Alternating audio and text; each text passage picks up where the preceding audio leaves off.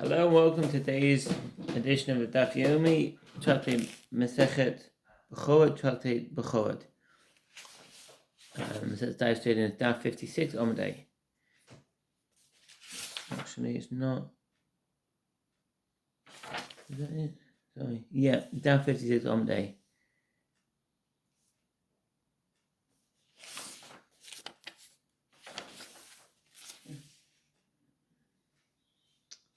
Just as the redemption of your firstborn son does not apply to a child who is purchased or received as a gift, the mitzvah applies only to one's own son. So too the mitzvah separating tithe from your flock and your herd does not apply to animals that were purchased or received as a gift. The Gemara raised a difficulty, but this verse which juxtaposes the firstborn son to an animal is written with regard to redemption of a firstborn, not with regard to animal tithe. The Gemara explains that the verse states, "So shall you do with your oxen and with your sheep. 7 days it shall be with its mother, and on the 8th day you shall give it to me." Exodus 22:29. If this is not needed for the matter of firstborn animals, which do not require an action to sanctify them, as the animal is already consecrated when it leaves the womb, apply to it the matter of animal tithe, where an animal is sanctified only when the owner counts it as the 10th animal. The Gemara suggests, but instead one can say to apply this verse, "So shall you do," to the matter of a sin offering and a guilt offering rather than an animal tithe. One should derive that these offerings are sanctified only if they originally belong to the individual who is attempting to sanctify them, not if they are purchased or received as a gift. The Gemara explains that one expounds the phrase as referring to animal tithe because that case is similar to the case of your son. Just as your son does not come to be redeemed to atone for a sin, so too the phrase your sheep and your oxen discussed in the verse is referring to animal tithe, which does not come to the temple to atone for a sin. Sin offering and guilt offering are brought only if one commits a sin. The Gemara suggests, but instead one can say to apply this phrase to the matter of a burnt offering and a peace offering, which can be brought even if one has not sinned, like the animal tithe. The Gemara explains that one expounds the phrase as referring to animal tithe because that case is similar to the case of your son. Just as your son cannot come from the form of a vow or gift, so too the phrase your sheep and your oxen discussed in the verse is referring to animal tithe, which cannot be brought as a vow or as a gift. It is not referring to a burnt offering or peace offering, both of which can be brought as a vow or as a gift. The Gemara suggests, but one can say instead that one should apply this phrase to the matter of a burnt offering of appearance, which one brings when he ascends to Jerusalem on one of the 3 pilgrimage festivals. This offering is not brought for a sin, nor as a vow or gift, as it is obligatory. The Gemara explains that one expounds the phrase as referring to animal tithes because that case is similar to the case of your son. Just as your son does not have a fixed time of year to be redeemed, but is redeemed after the 30th day from its birth, so too your oxen and your sheep discussed in the verse is referring to animal tithe, which does not have a fixed time to be brought. By contrast, the burnt offering of appearance is brought on only on the 3 pilgrimage festivals. The Gemara asks, if the law of tithing of purchased animal is derived from the juxtaposition to the midst of redemption of a firstborn son, then all the halacha of one should apply to the other. Just as your firstborn son cannot be purchased at all under any circumstances, so too your oxen and your sheep should not be subject to animal tithe if they are purchased at all. If it's so, why did Rav Ashi say that Rabbi Yochanan says if one purchased 10 animal fetuses while they were still in their mother's wombs, so what's the fun?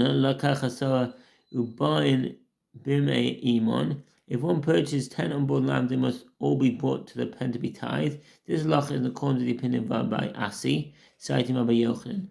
The Rambam says for Kabbalah Bekhorot 6:12, and the animals were born once he had already owned them. They all entered the pen to be tithed.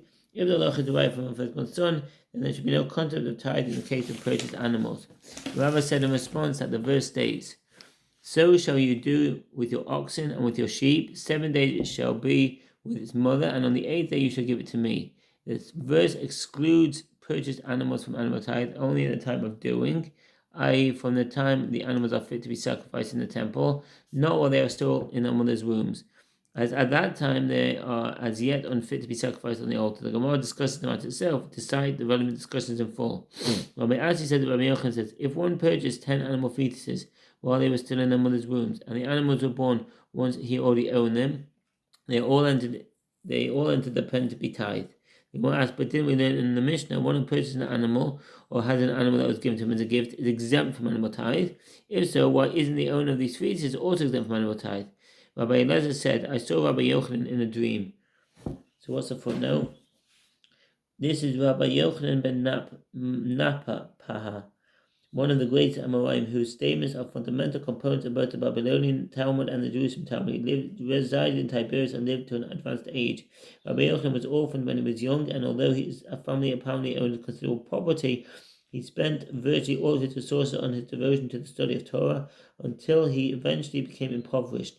In his youth, he had the privilege of studying under Rabbi Yehuda Nasi, the redactor of the Mishnah, but most of his Torah study was under the tutelage of Rabbi Yehuda Nasi's students, Chizkiah ben Chia, Rabbi Shaya, Rabbi Hanina, Rabbi Yanai, who lavished praise upon him. In time, he became the head of the yeshiva in Tiberias, at which point his fame and influence increased greatly. For a long time, Rabbi Yochanan was a leading rabbinic scholar not only in Eretz Yisrael but in Babylonia as well, where he was respected by the Babylonian sages. Many of them immigrated to Eretz Yisrael to become his students. A master of both halacha and agada, Rabbi Yochanan's statements in both disciplines are found throughout both the Babylonian and Jerusalem Talmud as a testament to his intellectual and spiritual stature. The ruling of halacha is in accordance with his opinion in almost every case, even when Rav or Shmuel, the preeminent Amoraim of Babylonia, whom he treated deferentially, disagree with him.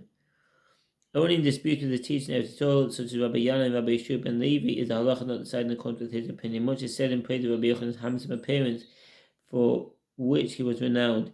It is also known that his life was full of suffering, as his 10 of his sons died in his lifetime. There is the only tradition that one of his sons, who did not predecease him, was the Babylonian Amor Rabbi Matana. The death of Rabbi Yochanan's disciple, colleague, and brother-in-law Reish Lakish, a misfortune for which he considered himself responsible, hastened Rabbi Yochanan's own demise. Rabbi Yochanan had many students. In fact, virtually all of the Amoraim in Eretz Yisrael in 16 generations were his disciples and benefited from his wisdom to the extent that he is considered the author of the Jerusalem Talmud. His greatest students were his brother-in-law Reish Lakish, Rabbi Lazar, Rabbi Chia Ba'aba, Rabbi Abahu, Rabbi Yosef ben Chanina, Rabbi Ami, Rabbi Asi.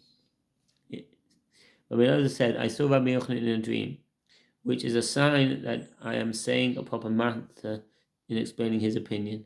The verse states, so shall you do, Exodus 22:29. The verse excludes purchased animals from the animal tithe only at the time of doing, i.e. from the time the animals are fit to be sacrificed in the temple. Rabbi Shimon ben Eliakim raised an objection to Rabbi Elazar from a Braita. The exemption of a purchased animal applies even to an animal whose time has not yet arrived. It is prohibited to consecrate an animal that is less than 8 days old, Mishnah Lemelech, but if one does so, the animal becomes sanctified. This is similar to one who consecrates an animal with a temporary blemish. From the Sefer Avodah Yisurim Mizbeach 3:10, before it is 8 days old and fit to be sacrificed in the temple. By the same token, the exemption should also apply to a fetus, despite the fact that it is not yet fit to be sacrificed.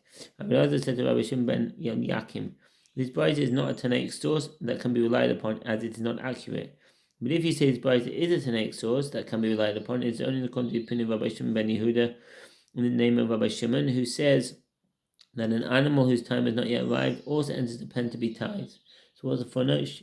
Rabbi Shimon ben Yehuda, he nichnas ledir lehis aser. According to the ruling of the unattributed Mishnah on 57a, that animal is lacking the requisite period of time. Then animal lacking the requisite period of time is not born to the pen for tithing. A lamb that was purchased before it was 8 days old must be tithed. And certainly an animal that was purchased before it was born must be tithed. Rabbi Yochanan also agrees with this opinion. And in this regard, it's like a firstborn animal. Just as the firstborn animal is sacrificed before its time arrives to be sacrificed, but it's sacrificed after its time, i.e. after it is at least 8 days old, so too an animal whose time has not yet arrived. What's the footnote? Mechusad Zaman. It is prohibited to consecrate an animal that is less than 8 days old, Mishnah Lamelech, but if one does so, the animal must become sanctified. This is similar to one who consecrates an animal with a temporary blemish. From Sefer Avodah Yisurim Mizbeach 3:10, enters the pen to be tithed, and if it comes out as the 10th animal is sacrificed before its time for sacrifice has arrived, but is sacrificed only after its time, i.e. after it is at least 8 days old. A Tana taught a Braita in the presence of Rav, which is a type of animal set aside as payment to a prostitute, about which the sages said in about which the sage said C57a, that it enters the pen to be tithed. Ezahu asnan v'nichnas l'dir lehis aser. Although it's prohibited to sacrifice an animal used as payment to a prostitute, see Deuteronomy 23:19, with regard to animal tithe, the Torah states, he shall not inquire whether it be good or bad, Leviticus 27:33. This teaches that even blemished animals, which are unfit for sacrifice, are brought into the pen for tithing. And if a blemished animal emerges as a tenth, it is not sacrificed but is eaten by its owner. The Gemara on 57a derives from the verse, because their corruption is in them, i.e. the blemish is in them, Leviticus 20:25, that in any case where a blemished animal is not disqualified, an animal used as payment to a prostitute is also not disqualified. Any animal that he gave her as payment and subsequently purchased back from her. The Tana asks, but doesn't it become disqualified from the status of animal tithe as a purchased animal, as he purchased it back from the prostitute? The Gemara answers that this statement escaped that Tana. As Rabbi Asi says, that Rabbi Yochanan says, if one purchased 10 animal fetuses while they were still in the mother's womb, they all entered the pen to be tithed. Accordingly, the brisa can be understood as referring to an animal that was given to a prostitute as payment and purchased back from her while they are still inside its mother's womb. Thank you for listening. That's the end of the Omid. Have a good day. All the best. Bye.